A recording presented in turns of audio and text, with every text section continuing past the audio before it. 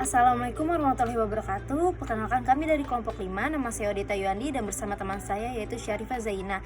Di sini kami akan mempresentasikan mengenai perkembangan bidang kajian politik di Amerika dan di kawasan Eropa. Pilar penting lahirnya kajian komunikasi politik yang pertama kajian mengenai opini publik yang dilakukan oleh Walter Lippmann, yang kedua Harold de Lasswille dan analisis propaganda, yang ketiga Paul V. Lazarsfeld dan Eric Conti Study.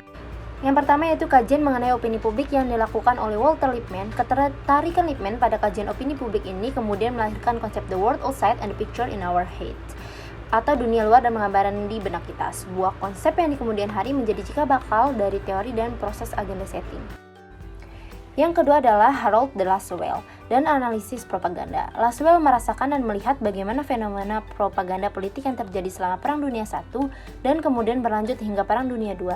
Dari pemikiran Marx ini, Lasswelle kemudian mendapatkan dua kata kunci penting, yaitu ketidaksadaran, di mana mayoritas perilaku manusia sering dilakukan atas dasar ketidaksadaran, dan manipulasi kesadaran.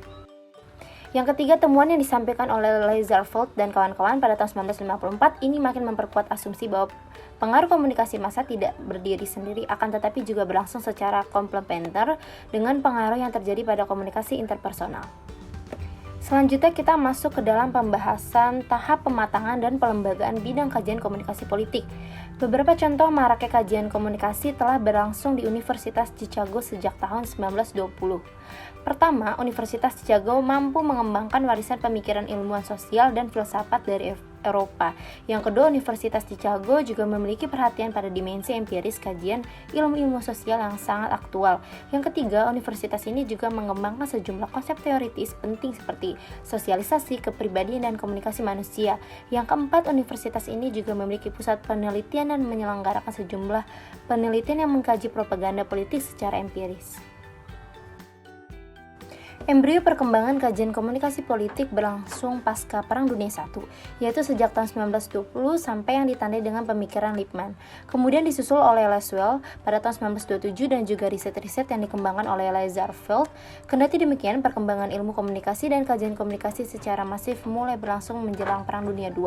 Fase ini ditandai dengan perkumpulannya para ilmuwan sosial di Amerika, sampai dengan dimana di kemudian hari mereka menjadi bapak pendiri ilmu komunikasi.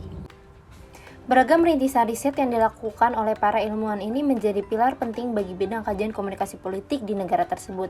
Dari kecenderungan riset yang dilakukan, bidang kajian komunikasi politik tampak sejak awal cenderung bersifat lintas disipliner. Bahkan dalam perkembangannya kemudian juga dikembangkan secara lintas disipliner, melibatkan para ilmuwan dari berbagai bidang ilmu sosial yang lain.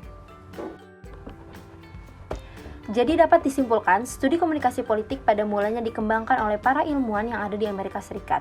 Studi komunikasi politik ini makin mendapatkan tempat seiring dengan perkembangan yang dilakukan oleh para pakar atau ilmuwan sosial yang kemudian mereka menjadi founding father ilmu komunikasi.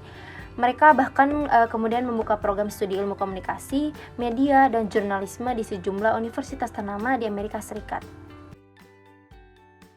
Saya Syarifah Zaina. Di sini saya akan menjelaskan mengenal investasi perkembangan bidang kajian dan riset-riset komunikasi politik di Eropa.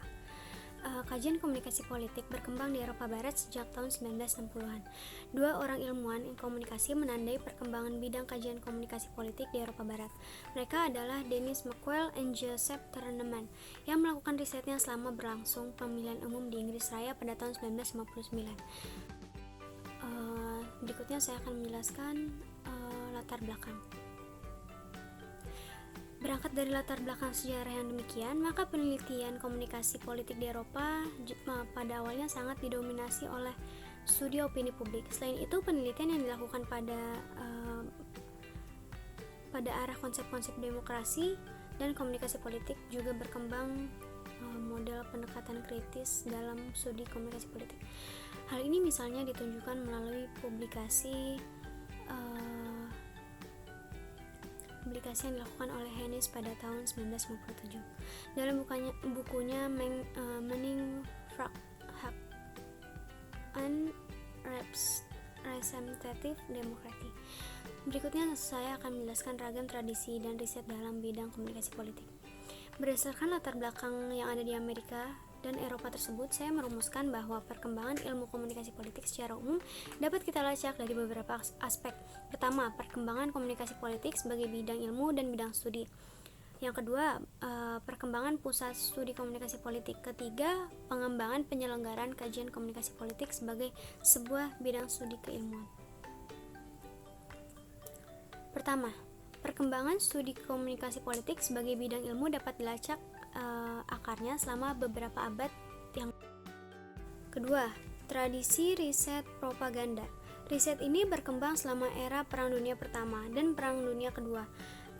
Beberapa pemikir yang berjasa di sini adalah Laswell and Dubh, di mana keduanya fokus pada bagaimana masing-masing pemerintah menggunakan dan mengembangkan strategi propaganda dan teknik-teknik persuasi dalam mempengaruhi opini publik. Laswell pada tahun 1927 mengembangkan analisis kuantitatif.